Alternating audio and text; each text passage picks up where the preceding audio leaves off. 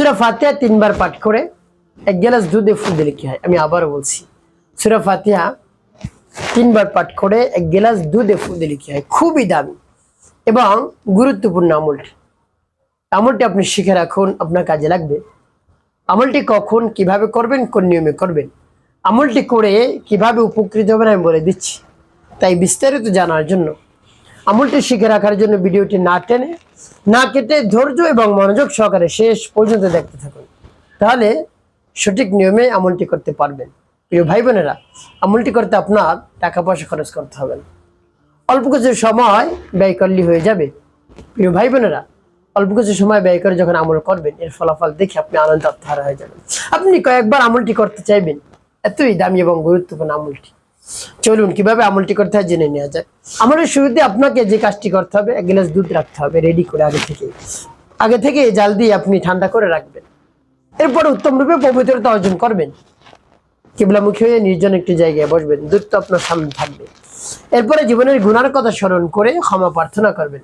আল্লাহ জীবনের গুনাহ খাতাগুলো মাফ করে দিয়ে অন্তরকে পাক পবিত্র বানিয়ে দিন। এভাবে যখন বলা হয়ে যাবে, এরপরে 3 বার দুরূদ শরীফ পাঠ করবেন, সাল্লাল্লাহু আলাইহি ওয়াসাল্লাম, সাল্লাল্লাহু আলাইহি ওয়াসাল্লাম, সাল্লাল্লাহু আলাইহি ওয়াসাল্লাম।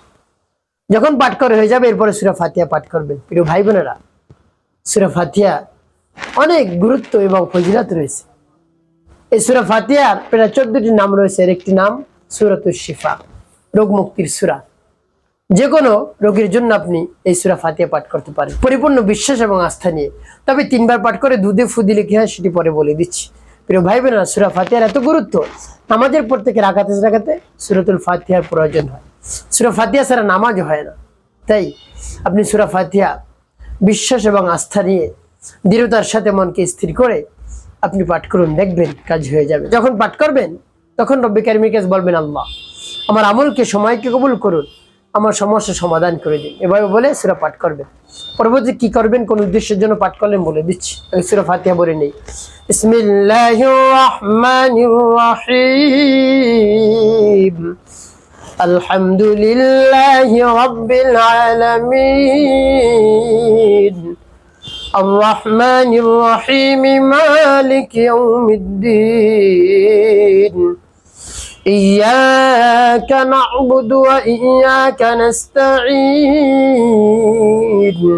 اهدنا الصراط المستقيم، صراط الذين أنعمت عليهم غير المغضوب عليهم ولا الضالين। যখন পাঠ করা হয়ে যাবে, গ্লাসের মধ্যে খেয়ে তারপর আপনি আবার পাঠ করবেন, বিসমিল্লাহির রাহমানির রাহিম, আলহামদুলিল্লাহি রাব্বিল আলামিন,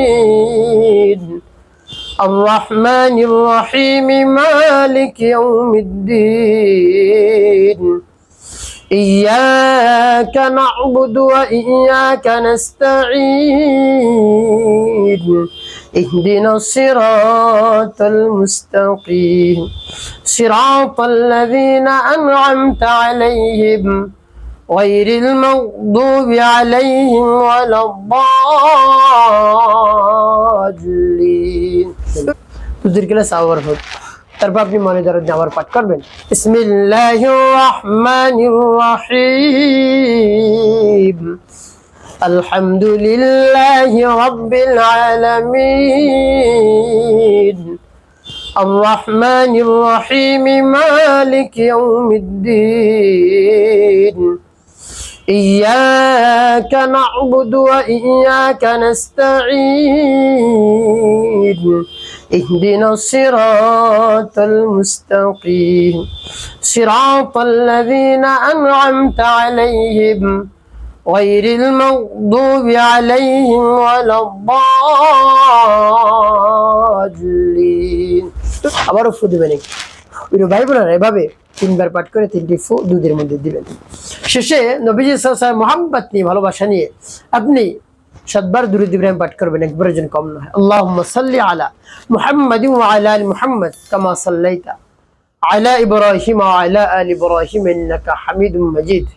اللهم بارك على محمد وعلى آل محمد كما باركت على إبراهيم وعلى آل إبراهيم إنك حميد مجيد اللهم صل على محمد وعلى آل محمد كما صليت على إبراهيم وعلى آل إبراهيم إنك حميد مجيد اللهم بارك على محمد وعلى آل محمد كما باركت على إبراهيم وعلى آل إبراهيم إنك حميد مجيد اللهم صل على محمد وعلى آل محمد كما صليت على إبراهيم وعلى آل إبراهيم إنك حميد مجيد اللهم بارك على محمد وعلى آل محمد كما باركت على إبراهيم وعلى آل إبراهيم إنك حميد مجيد اللهم صل على محمد وعلى آل محمد كما صليت على إبراهيم وعلى آل إبراهيم إنك حميد مجيد اللهم بارك على محمد وعلى آل محمد كما باركت على إبراهيم وعلى آل إبراهيم إنك حميد مجيد এভাবে যখন পাঠ করা হয়ে যাবে